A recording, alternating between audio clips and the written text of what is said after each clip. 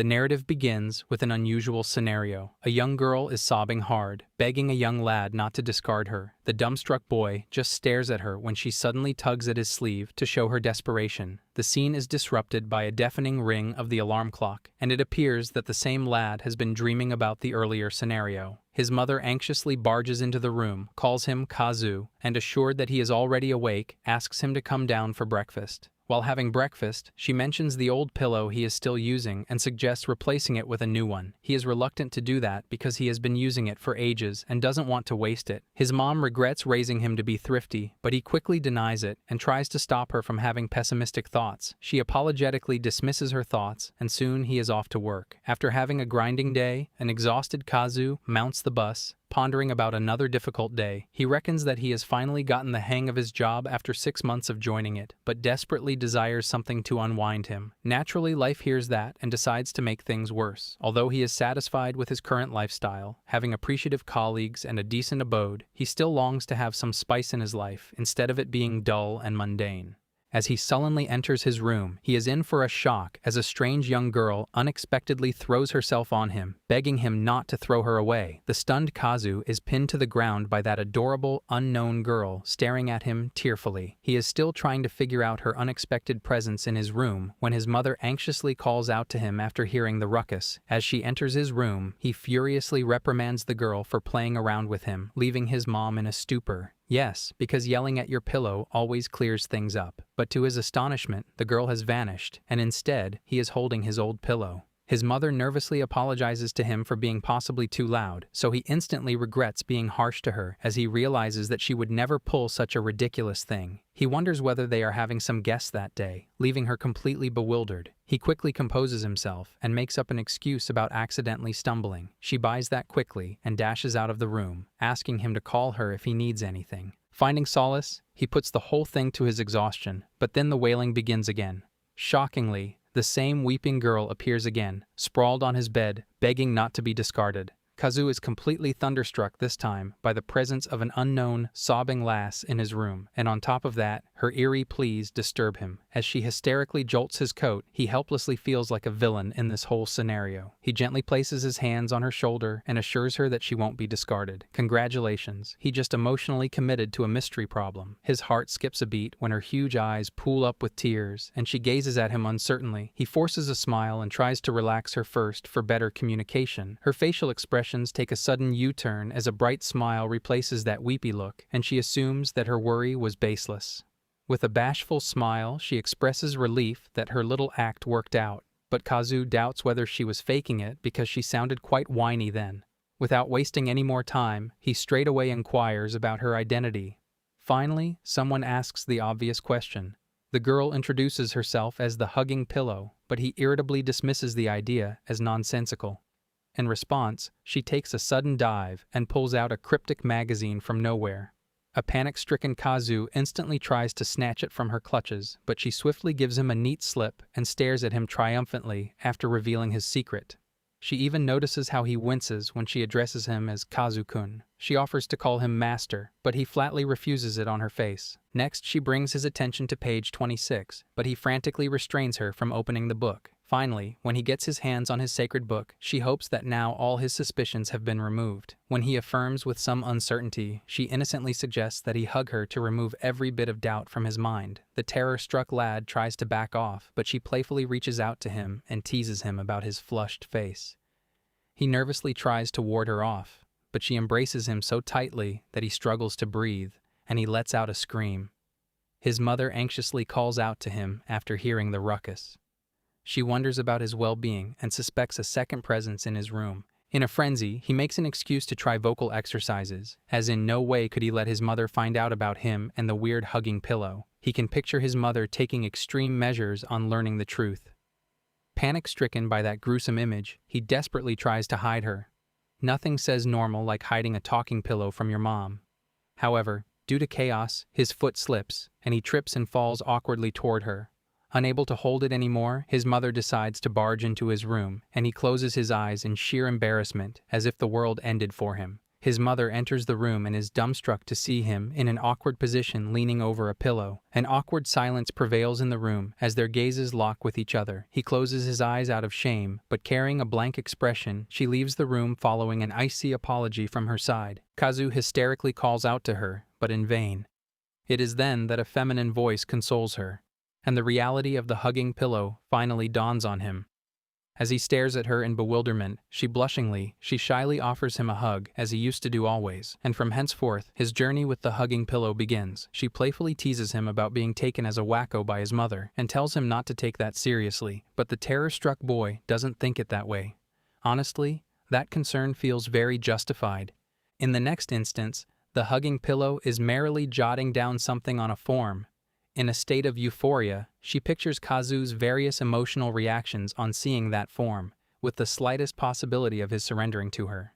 She jumps on the bed, lying on her stomach on the bed. Her gaze falls on the clock depicting 3 in the afternoon. She turns over, cuddling a pillow close to herself, thinking that he won't be back for hours if he decides to work overtime and catches the last train. She waits for him patiently, but gets bored soon because time is just dilly-dallying as she stares at the clock idly. She desperately feels the need to find something to do to kill time. She suddenly remembers a book that Kazu has just bought, but has carefully hidden it. Still, she cannot help but be curious about it because usually, such material can be questionable. However, she manages to get her hands on it and begins to pour into it. Curiosity never causes problems, obviously. As she delves further, her face turns tomato red, and she quickly puts it back, thinking that her guess about the book was on target. She reverts to filling out the form and jots down Kazuto in the husband-to-be section. But when it is her turn to fill in the name in the wife-to-be section, surprisingly, she turns blank. The following night, Kazu returns home from work, finds that, as expected, his mom has already hit the bed, but thankfully, she has already prepared a meal for him that just needs to be reheated. As he enters the room, he is cheerfully greeted by the hugging pillow. Nothing unusual about being welcomed home by furniture. Dumbstruck, he quickly shuts the door impulsively, and then hesitantly reopens it, only to find her welcoming him again chirpily. He groans wearily about the wacky situation being a reality. His attitude annoys her because she claims to have explained the whole situation to him already. He still finds the situation beyond belief, although he himself has witnessed her transform into a pillow and recalls the whole humiliating incident again. She suggests he change his clothes first, which he doesn't want to do in front of her, because modesty matters, even in front of sentient bedding. So when he asks her to go outside for a second, she flatly refuses, because according to her, hugging pillows are usually placed on the bed. He irritably makes up his mind not to let her distract him and orders her to turn her face away. Although he tries his best to control his nerves, he cannot help feeling uncomfortable changing in his own room. Finally, when he is done, he is in for another surprise when she suddenly bombards him with a marriage registration form that she has been filling out that day. Kazu is gobsmacked on seeing that. That escalated from awkward to legally binding quite fast. The triumphant girl gives him a thumbs up, but he is too shocked to accept that. However, his gaze falls on the name under the heading wife-to-be, Nunoko Makurata. He confirms with her whether that is actually her name, and she excitedly affirms. Out of the sudden, an amused chuckle slips from his mouth as he scoffs at her ridiculous name. This is because her name in kanji means a cloth pillow. Subtlety clearly wasn't part of the naming process. His cold words hurt her to the extent that she is on the verge of tears. She expresses her desire for them to get married so that they can be together forever, but admits to being clueless about the whole thing. She timidly claims to be investigating the whole phenomenon religiously. He realizes that her observation domain and learning capacity are limited to his room only, so he regrets making fun of her and apologizes. But she pouts at him for his insensitiveness. Turns out even pillows have standards. To make it up to her, he offers to bring her something to eat, but she sulkily reminds him that she, being a pillow, doesn't have human needs. Next, he wonders if she is interested in any book, but she mentions that she is already done with most of the books placed in his room. When he expresses his keenness to make amends, she apprehensively asks for a hug for immediate forgiveness. He shows hesitation in doing that, so the huge pout returns on her face as she reckons that he is just faking everything. Kazu panics at the thought of his very first hug with a girl might be with a hugging pillow. Life really chose a strange moment for this. He recalls that the last time he held hands with a girl was during an elementary school dance. Suddenly, his sensible side tells him to wait for a real, meaningful connection, while another part of him urges him not to overthink things, pointing out that he has already spent so long holding himself back. The battle begins between the angel and devil as they both defend their points of view. An awkward silence prevails between Kazu and Nunoko, and then she makes a pleading puppy dog face in front of him. Finally, he gives in, and she nervously flails her arms. Internal debates clearly aren't his strong suit. It can be seen that they both are abashed as they head closer, and ultimately, they end up in an awkward but warm hug. He notices how soft she feels, which helps him relax a little, even though his heart is pounding furiously. He suddenly realizes his absurd thoughts, and quickly tries to ward them off, but her presence makes it harder for him to stay calm. He finally accepts that there is nothing wrong with having his very first female contact, a hugging pillow. The whole intimate scene is rashly interrupted by his mother's sudden entrance as she drowsily welcomes him, and he impulsively gets rid of the pillow. Perfect timing, as always. She becomes slightly suspicious, so he frantically makes up an excuse about rehearsing for the next day's presentation. Still not convinced, she can sense the tense situation, but he puts everything on his fatigue and acts casual.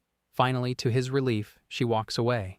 Somehow, he is grateful to her for rescuing him from almost doing something extremely embarrassing with a talking pillow. Next, he turns to Nunoko to know about her situation, but to his surprise, she remains as flat as any normal pillow on his bed. Remorsefully, he senses her rage for being treated so roughly by him, but when she doesn't transform, he apologizes to her for making fun of the name that she cherry-picked after much effort. He admits to finding it ordinary, but still adorable. When the pillow doesn't stir, he feels foolish to woo a mere hugging pillow. A rare moment of self-awareness appears. Finally, he retires to bed since it is really late and bids goodnight to Nunoko. In the dead of the night, as he is snoring peacefully, clutching his pillow, it finally takes its human form. Nunoko can be seen deeply flushed, resting in his arms, trying to suppress her emotions. It is revealed that she couldn't bring herself to transform earlier, after having a brief moment with him before the intrusion. She bashfully claims to have the capability of being humiliated despite being a pillow, and calls him a doofus for apologizing to a mere hugging pillow. Even the pillow is judging him now. Predictably, she is sent flying off the bed by a slumbering Kazu for rambling, but she claims to be happy. The next morning, Kazu notices her odd behavior and assumes that it might be all because of last night's incident. She has a short, apprehensive conversation rather than being her chirpy self. He tries to find traces of rage on her face, then reckons she's normal since she finally showed herself up.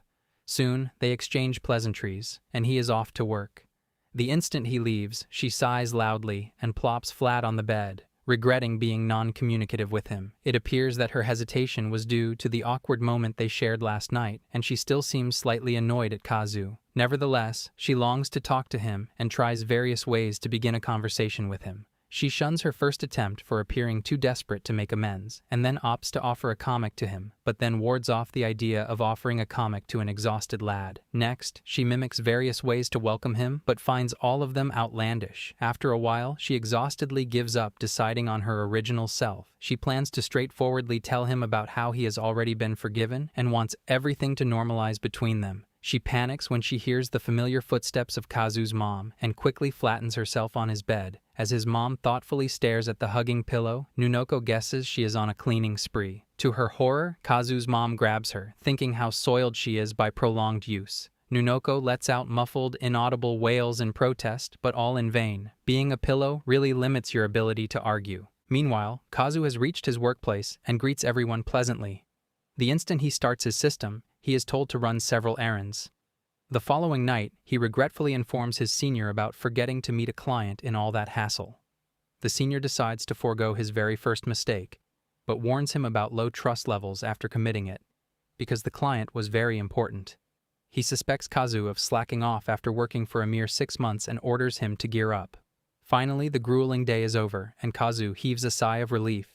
Even during the bus ride home, the senior's words keep on chiming in his mind, and he decides to pull himself together. Unconsciously, he steps on someone's foot, and next, he is facing the wrath of a towering man. As he punches his card, he can still feel the chilly glare of that old man, and he miserably realizes that the day couldn't be more of a bummer. However, he forces himself to appear cheerful in front of his mom and greets her excitedly, because the day clearly needed one more problem. He informs her about his difficult day and his plan to retire early. But he is in for a jolt as he opens his bedroom door, because a completely transformed, dispirited Nunoko is staring at him. Completely bewildered, he comments on her unusually bleached hair, but all he gets is a goofy, blank stare for the response.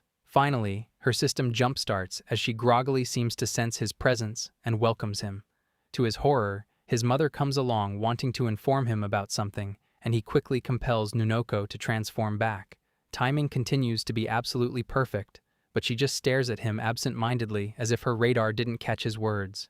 Panic-stricken, it sinks into him that his secret will be revealed, so he hysterically pushes her to the ground. By the time his mother enters the room, she finds him lying flat. Without turning around, he probes her about the matter, but his mother bashfully bombards him with the same question. With a humiliated grin, he puts everything on his exhaustion. That excuse is doing a lot of heavy lifting. His mother forces an understandable grin, pushing him further into guilt mode. She informs him about her little cleaning adventure with his hugging pillow, and that explains Nunoko's extreme transformation. Finding solace, he pulls back Nunoko apologetically, but the latter begs him to go soft on her. Here's a simpler, clearer version of your passage, while keeping the same meaning and flow. Her sudden sensitivity confuses him, but seeing her on the verge of tears genuinely worries him. She seems far less confident than usual, and he can't ignore how different she feels right now. He wonders if this change is because of his mother's intense cleaning. Sniffling, she shyly admits that she was scrubbed thoroughly. Kazu feels a strange emotional reaction to how seriously she describes such a simple situation. He assumes that might be the reason for her sudden change in both appearance and behavior. He asks if she can return to her original form, but she immediately gets teary again, asking if he finds her current appearance unpleasant. Realizing how it sounded, he quickly explains that he didn't mean it that way. Still, she isn't convinced and brings up how he pushed her earlier. He hurriedly tries to reason that he had no choice in that moment. Then, she shyly pulls out a questionable comic and suggests that he might have learned things from it. Completely embarrassed, Kazu awkwardly claims it belonged to a friend who threw it away, while Nunoko gently tries to calm him down. Blaming a friend is a timeless strategy. Next, she leans closer and expresses her desire for him to act as in the comic. He expresses his sheer disbelief at her comments, but she assures him to be dead serious. When she tries to gain more proximity, he nervously tries to ward her off, claiming that things are getting too fast between them since they just met. She expresses insecurity, yet again, but he quickly assures her of being attracted to her. However, he mentions his preference for her original self. Of course, preferences suddenly matter now. In the blink of a second, she reverts to her original self, baffling him completely. He accuses her of deceiving him, but she clarifies that only her hair reverted to its original color. Not only that, she begins to tease him flirtatiously, and he is thankful that she has completely returned to her original self. Even she is relieved to see his smile returning to his face. He is quite taken aback when she guesses that he had a challenging day at work that day. Apparently, she's also a mind reader now. He tries to deny her allegation and claims to have a smooth sailing day, but she affectionately hugs him and assures him that nothing is hidden from her. She consents that he had been toiling hard that day, and her comforting presence makes him admit to messing up at work for the first time. He gradually spills out about how his super mad boss told him to buck up. She gently consoles him and advises him to call it a day. Soon, he falls asleep in her cozy arms. At least someone here is getting proper emotional support. The first thing in the morning, he wonders how she managed to normalize herself. Unable to meet his gaze, she makes an uncanny revelation about how she needed his help in that regard, like using his scent to help restore herself. A shocked Kazu instantly feels uncomfortable on hearing that. He wonders whether she is unwashable, but she is not worried and places her finger on his lips, emphasizing that if that happens, he can always color her back to her original form. The poor lad is stunned, frozen, when suddenly a chuckle slips out of her lips, and she teases him for blushing so hard. Annoyed, he runs after her to give her a piece of his mind, and she playfully pretends to be terrified of him. Deep down, she is relieved that he has finally cheered up, as she can hear his stomach growling. Nunoko is suddenly pleading with an overly dramatic expression on her face. A panic-stricken Kazu is baffled by that unexpected attack when she blurts out about going out with him. Thoroughly annoyed, he cannot believe that she set up such an exaggerated scenario just for a date. An amused Nunoko pulls his leg about his overactive imagination, but he reminds her about being already in his 20s. She quickly responds that a young man cannot possibly spend his whole life in a closed room. Well, someone finally said it out loud. He feels slightly insulted, but then finally understands her point of view. As the word date keeps chiming in his mind, he can feel its sweetness. However, whenever he sees a couple, a splash of jealousy swarms over him, and he wants to blast them off immediately. He pictures himself on his own date. When he expresses his reluctance to go out with her, she probes him about that hysterically, because overthinking wasn't enough already. When he shares his concerns, she rolls her eyes and suggests a wardrobe change. He pauses, then admits it actually makes sense. She can't believe he gets nervous over such small things and confidently reveals she had been planning this all along. Saying girls always worry about what to wear on a date, she asks for his help since she has no money. He hesitates, confused about how she would shop at all, but she brushes off his concern, calling him clueless. He suggests using online shopping, though she jokingly calls it confinement. Soon he opens an e-commerce site, but she quickly rejects most of his choices, making it clear shopping won't be easy. As they scroll, she comes across some awkward items and quickly changes the subject, asking about his fashion sense. Kazu is completely lost. He's never paid attention to such things, and stays quiet to avoid embarrassing himself. Watching his selections, Nunoko concludes he has no sense of style, which disappoints her. Meanwhile, he imagines her trying different outfits and notices how excited she looks, just like anyone shopping for clothes. Eventually, she picks a dress but refuses to show him, saying he'll have to wait until their date. The next morning, the delivery arrives, surprising Kazu's mom. He rushes to grab it before she can ask questions, not wanting to explain why he ordered women's clothes. Nunoko is thrilled, treating the package like an adventure, while Kazu just hopes to avoid trouble. Excited for his own reasons, he urges her to try it on immediately. She smiles and asks him to help, leaving him completely stunned as he awkwardly tells her to do it herself. She scolds him for suggesting she change right in front of him. Logic has officially left the room. When he decides to turn around, she accuses him of trying to listen. The poor lad has no choice but to surrender to her wackiness. He tells her to change into her pillow form and is shocked to learn that she can blabber in that form as well. As he tries to put the clothes onto the hugging pillow, he is certain that he is probably the first man to do so. However, his inattentiveness annoys her as he unconsciously forces down the new clothes without taking off the pillow cover. Innovation at its finest. It occurs to him that the cover is actually her uniform and quickly apologizes for the blunder. Her fluctuating mood surprises him, but he assures her that it will be over soon. However, upcoming moment becomes awkward for both of them, and they both quickly turn their faces towards opposite directions. It appears that both visibly flustered by the sudden situation. She scolds him for being inappropriate and decides to change on her own. In that instant, Kazu's mom calls out to him, taking them both by surprise. She expresses anxiousness on hearing a ruckus coming from his room. A panic-stricken Kazu urges Nunoko to swiftly transform, and she does that within a second. Crisis management, barely functional. So when his mom enters his room, she witnesses a sight of Kazu dressing up his pillow. She freezes on her steps for a moment and then gently closes the door without saying anything. Next, she quickly dashes towards her system and posts a query on a support platform about her grown-up son's outrageous activities. For the response, she is advised to coax him into good therapy.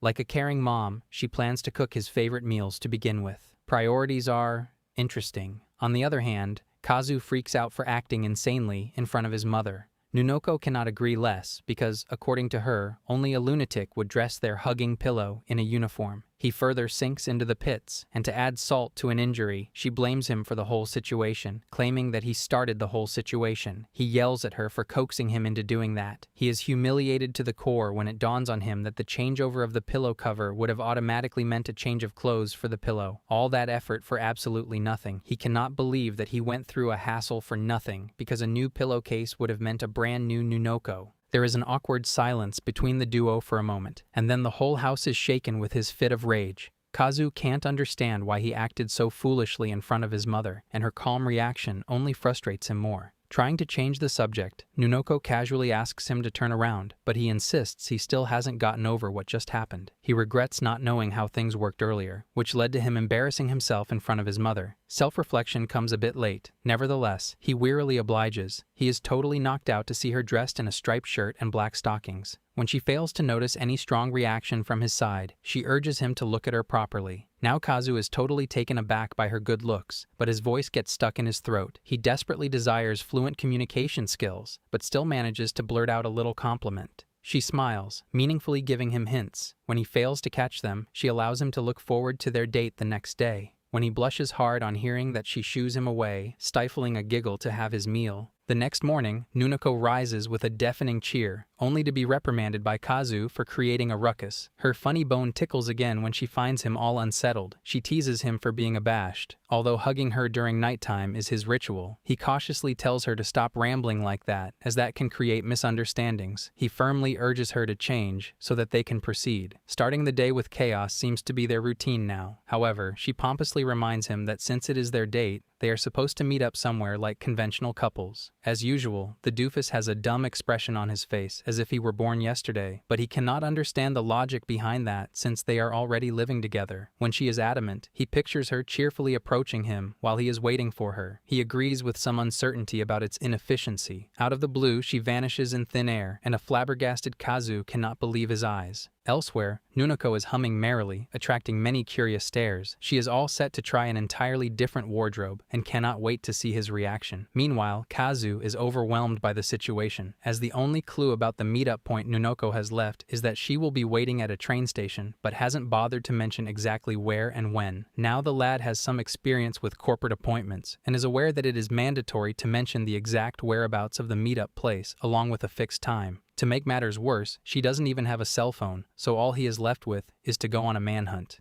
Planning clearly isn't her strength.